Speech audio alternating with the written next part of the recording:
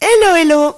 Que vous soyez à la maison, en voiture, au travail ou en vacances, bienvenue sur le podcast des seniors actifs, les premiers et troisièmes jeudis du mois.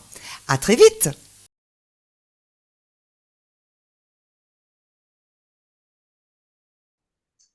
Bonjour à tous, bienvenue sur ce 4e épisode du podcast des seniors actifs. Je suis ravie d'accueillir aujourd'hui Laetitia Bayeul, qui nous vient de l'Aveyron. Bienvenue Laetitia. Bonjour, bienvenue, merci. Bonjour Patricia, bonjour Jean-Luc. Bonjour à toi. Un grand merci de partager avec nous, Laetitia, un sujet qui t'anime depuis des années, les pervers narcissiques. Et plus précisément, comment tourner la page avec un pervers narcissique. J'ai le plaisir d'accueillir aussi notre candide, Jean-Luc Weckmann, que je ne vous présente plus. Lui, il veille à la technique. Tout ce qui est réglage, quoi. Tout ce qui est réglage, c'est notre Jean-Luc. Laetitia, je te laisse te présenter, nous raconter ton histoire, ta mission de vie, qui t'a amené à devenir thérapeute aujourd'hui pour aider les autres. Merci. Donc voilà, je suis Laetitia Bayeul, j'habite en Aveyron, j'ai 40 ans, je suis la maman de 3 enfants et tout s'est mis en place naturellement et surtout quand j'ai eu mon fils, donc il y a 10 ans, là je me suis arrêtée de travailler, j'ai pris le congé parental.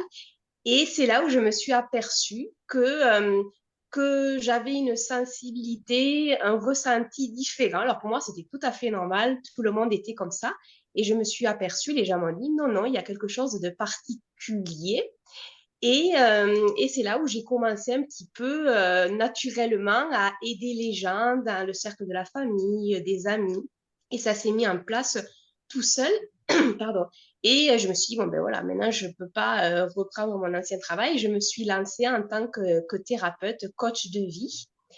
Et tout ça s'est mis en place aussi, je pense, grâce justement au côté pervers narcissique, parce que j'ai baigné là-dedans.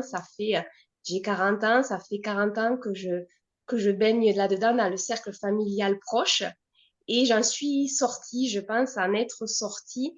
Et je pense que le fait de vivre, justement, c'est un des gros avantages, le plus gros avantage qu'il y ait de grandir avec une personne comme ça à côté, c'est que ça m'a permis de développer justement une sensibilité, de comprendre les choses, de comprendre les gens sans qu'il y ait de mots. Et je pense que c'était aussi une protection pour me dire à quel moment est-ce que la personne pervers narcissique, va vriller, va tourner pour que moi, je puisse prendre du recul.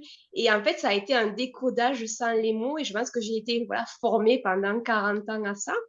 Et c'est ce qui m'a permis, au final, maintenant, je l'utilise. J'utilise cette façon-là et j'en ai fait mon métier. Voilà. Voilà. Génial, quel beau parcours. D'une situation douloureuse, en fait, tu en as fait une force, Laetitia. C'est ça, une force et quelque chose de génial et moi, je croyais que tout le monde avait ça. Et à la fois, ça se développe. Donc, c'est le gros point positif de cette histoire. Super. Laetitia, est-ce que tu peux nous en dire un peu plus, en fait, sur le profil du pervers narcissique et comment on reconnaît un pervers narcissique? Alors, la personne pervers narcissique, elle a 2 visages. Il y a le visage, il y a le beau visage, le visage public, et il y a les coulisses. Et ça, c'est vraiment, c'est typique ces deux côtés. Alors, la personne pervers narcissique, c'est une personne qui est charmeuse, qui sait parler, qui sait entendre, qui utilise les bons mots au bon moment, qui donne un côté réconfortant, qui a toujours la solution, qui nous entraîne, qui va nous plonger dans son monde. Premier visage, c'est ça. Et puis, quand on va en coulisses, quand connaît un peu mieux, quand on est... Alors, après, victime, on va le déconstruire, ce mot-là, mais donc, il y a, on va dire, la personne pervers narcissique et sa victime. Et ben, on s'aperçoit que c'est quelqu'un qui est égoïste, il y a un noyau dur, il y a elle, et autour, accessoirement, il y a des personnes qui gravitent autour, qui sont là, ben, Donc, et dans ce cercle-là, il y a la victime du pervers narcissique. Et donc, c'est quelqu'un qui pense uniquement à lui. Contrairement à ce qu'elle dit, il n'y a que lui, le centre d'intérêt, c'est là. Et c'est surtout quelqu'un qui ne se rend pas compte qu'elle l'est. Si on lui dit quelque chose, mais non, mais moi je vais très bien, c'est l'extérieur, c'est toi, c'est vous qui avez un problème. Moi je vais très bien, moi je suis quelqu'un de généreux, je suis quelqu'un qui donne beaucoup, qui apporte, et même de l'extérieur, si la victime en parle, elle dit, mais tu te rends pas compte de la chance que tu as d'être avec une personne comme ça. Donc il y a vraiment les deux visages, il y a les deux côtés, donc c'est très dur et on peut très facilement tomber dans ces plans-là, mais il y a les deux côtés. Voilà comment moi je le vois, Patricia. D'accord. Très intéressant, Laetitia. Ouais. Voilà. Je vois Jean-Luc qui... Oui, ben, je m'instruis. Est-ce que Je m'instruis. est-ce que Jean-Luc, tu connais des gens, des pervers narcissiques ou pas du tout? Oh, sûrement que j'en ai rencontré tout au long de ma vie, hein. Ça, c'est un fait certain. Disons que moi, personnellement, je ne me reconnais pas dans la définition qui vient d'être énoncée. Donc, mais c'est vrai, je connais deux, trois personnes qui le sont. Et je vais dire, ils offrent. Et au coin de la bande, ils t'attendent au coin du tournant pour dire d'essayer de récupérer quelque chose, quoi. C'est ça, c'est ça.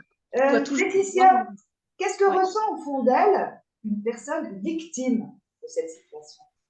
Alors, le premier sentiment, je crois que c'est une honte profonde de se dire, mais mon Dieu, que j'ai été, que je suis bête, que je suis vraiment une petite chose. La honte d'être tombée dans ce panneau-là et de ne pas arriver à s'en dépêtrer. De vivre, somme toute, avec la personne, alors. Mais après, voilà, la personne pervers narcissique, dans l'inconscient commun, je pense qu'on dit, c'est au sein du couple, c'est la première image qu'on a, mais il y en a partout, il y en a au niveau des amis, dans le cercle des amis, au niveau du travail, au niveau de la famille proche, il y en a absolument partout. Et du coup, c'est un sentiment de honte, une gêne d'en parler, et à la fois, si on en parle, vu que le pervers a ces deux visages, on ne se sent pas compris. Oh, mais non, mais c'est toi qui exagères, c'est toi qui tout ça. Et à la fois, on finit par y croire, de dire, eh ben, effectivement, cette personne est une bonne personne. Et alors que c'est faux que le sentiment de dire, eh ben oui, effectivement, il y a des panneaux, il y a des alertes qui se mettent en place et qui nous disent, oui, effectivement, là, il y a danger. Et aussi, ce que les personnes sentent, c'est que quand on est victime, le pervers narcissique va tourner nos pensées, ça vire presque à l'obsession de penser à travers ces mots. Donc, si on va souvent penser à ce que la personne va nous dire, aurait pu nous dire. C'est comme un mécanisme, comme une petite voix de fond qui va revenir. Mais c'est surtout la honte, quoi. La honte et la gêne d'être là-dedans et de ne pas arriver à s'en sortir. Et surtout, somme toute, par rapport au jugement des autres qui te feront croire l'inverse. C'est ça, c'est ça. D'accord. Comme il y a les deux côtés, c'est très dur parce que là, on montre les gens. Après, petit à petit, les gens voient bien l'autre côté. Hein. Ça peut pas, le masque ne peut pas tenir longtemps. Au bout d'un moment, il y a des failles. Mais dans un premier temps, c'est comme si on disait j'ai faim et on a une table devant nous qui est remplie de nourriture et on dit mais non, c'est pas possible. De quoi tu te plains? Ça peut pas être possible. Tu as tout parce que cette personne donne l'impression de tout donner. Donc voilà, il y a un leurre quoi par rapport à ça. Oui. Et les personnes Sensation n'osent d'être pas en... comblé. Excuse-moi, Jean-Luc. Une Pardon, sensation d'être comblé aux yeux des autres et alors qu'il c'est n'en est ça. rien. Ouais. D'avoir une chance. En fait, on est vu comme, oh, mais tu te rends compte de la chance que tu as d'avoir cette personne. Elle t'apporte tant, ouais, elle te donne tout. Elle représente le côté idéal. Après, on reprend, voilà, le personnage, c'est au niveau du travail, au niveau des amis, au niveau de tout. C'est la personne idéale. Elle a tous les codes en première vue de la personne idéale en société devant le monde. Donc, de quoi est-ce qu'on se plaint? On a l'impression qu'on a, c'est qu'on n'a presque pas le droit d'oser dire quoi que ce soit de négatif de cette personne-là. Et surtout qu'elle, elle est persuadée que tout va bien. Hein. Pour elle, tout va bien, tout est parfait. C'est l'extérieur qui a un problème. Mais d'accord. On est un peu comme dans une prison dorée, quoi, quelque part. Ah, complètement. Complètement. Oui, c'est parfaitement ça, oui. Oui, oui, oui. À mon avis, hein, voilà, à mon Et avis, on c'est n'ose ça. pas en parler. On ne peut pas se plaindre parce que, au vu des autres, tout est bien. Et Comme... dans un premier temps, oui. Après, les gens vont commencer un petit peu. Après, même moi, si je remonte sur mon histoire, il y a eu des signes. Des gens m'ont dit, ben voilà, ma pauvre, avec cette personne-là, où il y a des signes. Mais vu que la personne le pervers narcissique va déconstruire tout ça, va toujours montrer, mais non, mais cette personne est jalouse, cette personne ne comprend pas. Moi, je suis le seul ou la seule à t'aimer, à t'apporter ça. Les autres ce sont des pauvres choses. Donc, ça va enlever tout le crédit aux autres. Mais il y a des signes petit à petit. Et justement, c'est grâce à moi, ce qui m'a permis justement de prendre du recul, oui, il y avait les gens autour et aussi mon travail de thérapeute j'ai pas mal de personnes j'ai régulièrement des personnes qui sont victimes de pervers narcissiques. Et donc, d'arriver à reconstruire le puzzle, de me dire, eh ben, c'est un mécanisme qui fonctionne aussi pour plein de personnes. Voilà. Est-ce qu'on peut sortir, Laetitia, de cette situation? Et si oui, ben, comment en sortir? Ah oui, ça c'est sûr, on peut en sortir. Mais déjà, il faut comprendre que, voilà, je disais, il y a pervers narcissique et victime. Mais la victime n'est pas une victime, évidemment. Alors, le pervers narcissique a besoin de sa victime et elle le fait croire, c'est moi qui t'apporte, c'est moi qui te nourris, qui te donne tout ce dont tu as besoin, parce que sans moi, tu n'es qu'une pauvre chose, tu n'es rien. Mais par exemple, j'en prends un exemple très simple. Demain, vous êtes dehors, il y a de la boue et vous tombez. Vous êtes par terre dans la boue, vous ne pouvez pas vous relever. Alors, on part sur les clichés. Il va y avoir un petit papy avec un bâton qui va passer en se promenant et un sportif qui a fini sa course à pied, qui est vraiment bien bâti, qui physiquement a les capacités. Mais qui est-ce qu'on va appeler? Normalement, on va appeler le sportif parce qu'il a les capacités, il a tout ce qu'il faut pour nous sortir. Si on appelle le papy, on va se retrouver à deux dans la flaque de boue. Et donc, le pervers narcissique, c'est pareil. Il va aller vers le meilleur. Si on vous demande de chercher sur Internet la recette du meilleur plat patati patata, vous allez aller vers la meilleure recette qu'il y a. Donc, vu que le pervers n'a qu'un centre d'intérêt, c'est lui et son bien-être et son intérêt, s'il vous a choisi, c'est qu'évidemment, alors il n'y a pas de moins, il n'y a pas de plus, c'est que vous êtes largement au-dessus de lui et que vous avez un potentiel, des capacités énormes. Sinon, il ne vous aurait même pas regardé et il ne ferait pas tout pour vous garder. Donc, vous n'êtes pas victime de ça, c'est vraiment extrêmement important.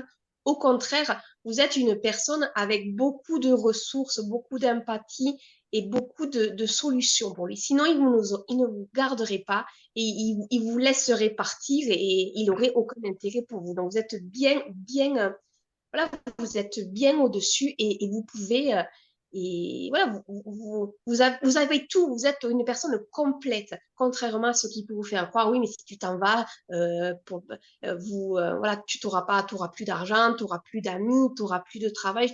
Non, non, non, non, c'est l'inverse, c'est vous qui avez tout.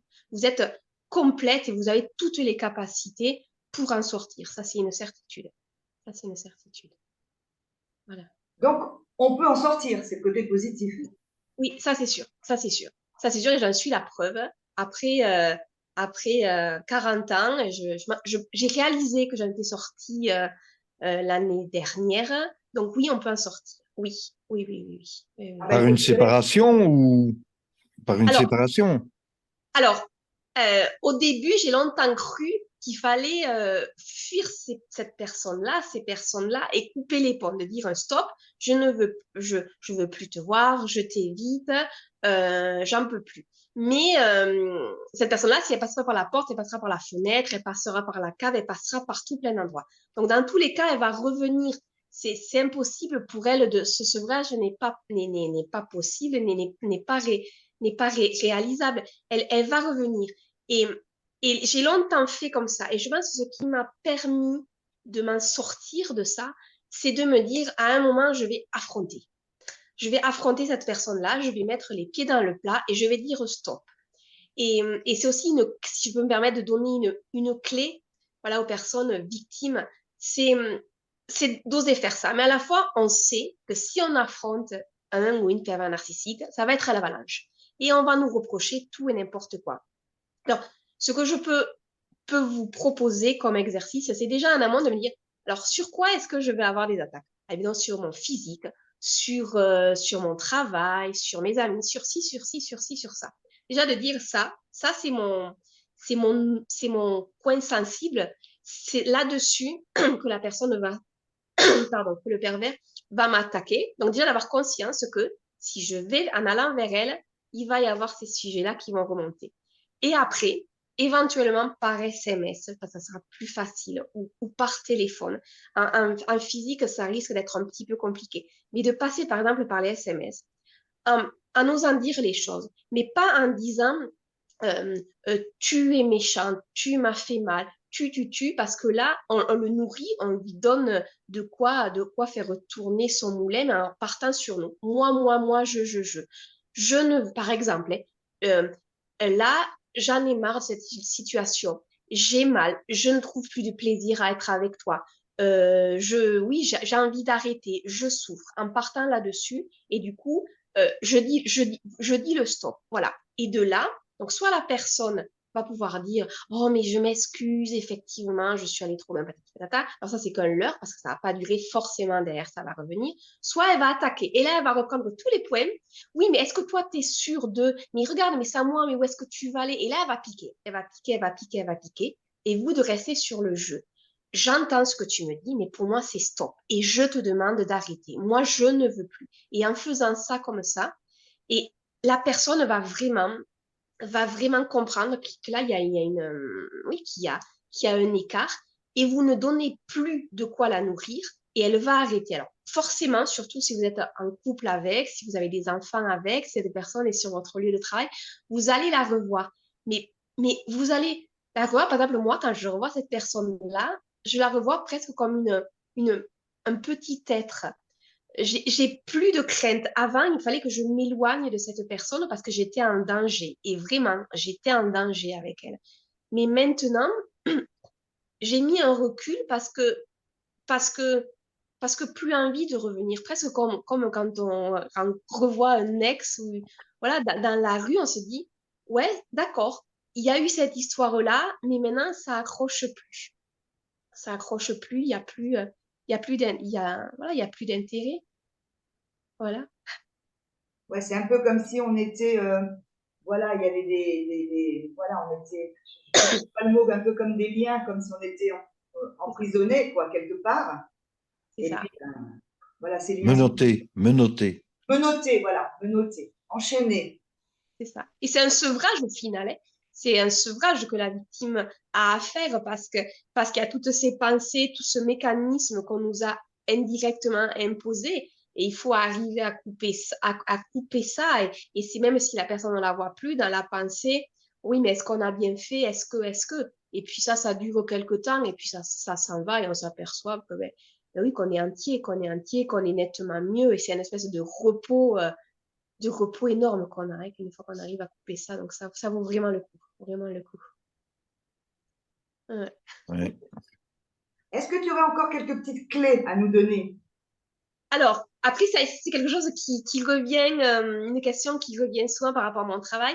Si on voit une personne, si on a un ami qui est victime d'eux, là, le conseil que je donne, c'est surtout pas de s'enflammer envers le pervers narcissique, dire voilà, tu es vraiment, alors là, tous les noms d'oiseaux peuvent sortir, tu manipules, tu es mauvais, tu fais du mal, parce que tout ce que vous allez pouvoir dire contre cette personne va être retourné contre vous.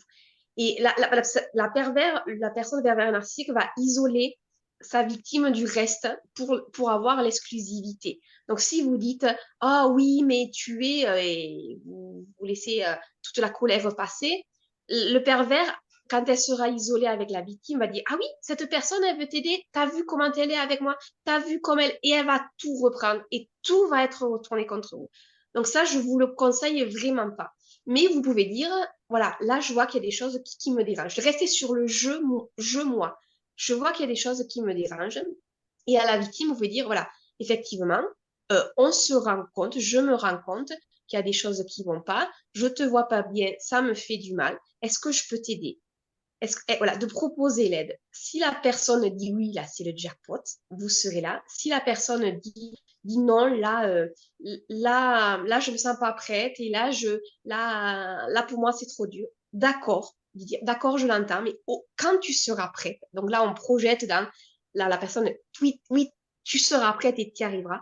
Quand tu seras prête, à ce moment-là, je serai là et je pourrai t'aider. Viens vers moi, ou même de dire, après, voilà, en posant vos limites aussi à vous, mais n'hésite pas à appeler à n'importe quel moment où tu m'envoies un message, où on se retrouve à tel endroit, où on trouve un mot-code. Tu me dis, par exemple, viens, je veux qu'on aille faire ça, et ça va être notre petit code secret, et là, moi, je serai là, et je t'accompagnerai. Vous pouvez pas sortir la personne de là, vous seul. C'est trop dur en coulisses, il y a trop de choses compliquées, mais de dire je serai là et je vois ce qui se passe, ça c'est waouh, ça c'est magique et c'est vraiment la plus grande aide. Ou de dire à la personne, eh bien, il y a des personnes, il y a des professionnels qui peuvent aider, mais encore d'y aller doucement parce que si ça c'est repris, oui, mais t'as vu, la personne elle dit que tu es folle, que tu es fou. Donc de dire, voilà, parle-en peut-être à d'autres amis, parle-en, je sais pas, il y a la sophrologie, il y a le réflexe de partir sur des choses un peu plus douces pour éviter de trop brusquer et d'oser, voilà, dire ça, parle-en à quelqu'un d'autre, je suis pas la seule, il existe des solutions. Voilà, à mon avis, ce qui peut aider. Mais on peut aider que D'accord. quelqu'un qui est prêt à être aidé, qui veut être aidé, en fait. Exactement, Tant qu'il n'est exactement. pas prêt. Non, Écoute, un grand merci pour toutes ces clés, ces bons conseils, Laetitia. Ben, je vais avec te les... laisser. On passe un très très bon moment avec toi. Mais je vais te laisser le mot de la fin, Laetitia. Alors, le mot de la fin, c'est est-ce qu'on peut en sortir? Est-ce qu'on peut aller mieux après? Oui, un grand, grand oui. Est-ce que ça vaut le coup? Oui, mais vous n'avez même pas idée de comme c'est libérateur et comme vous serez bien. Est-ce que c'est facile? Par contre, non. Non, c'est dur parce que ça vous obligera à aller voir vos peurs. Et presque la clé pour sortir de là, c'est d'oser regarder ce qui se passe en nous. Donc, c'est une double clé. C'est une chose extraordinaire. Vous serez libre après et vous aurez réglé certaines choses et vous aurez osé vous regarder. Donc, ouais, allez-y, foncez. Foncez vraiment. Oui, ça existe. Oui, on peut le faire. J'en suis la preuve. Et vous allez voir, c'est génial. Et évidemment, en plus, si vous entendez cette vidéo, si vous avez envie d'aller jusqu'au bout de tout mon monologue, c'est que vous avez les capacités, que vous allez y arriver. Ça, c'est une certitude. Voilà.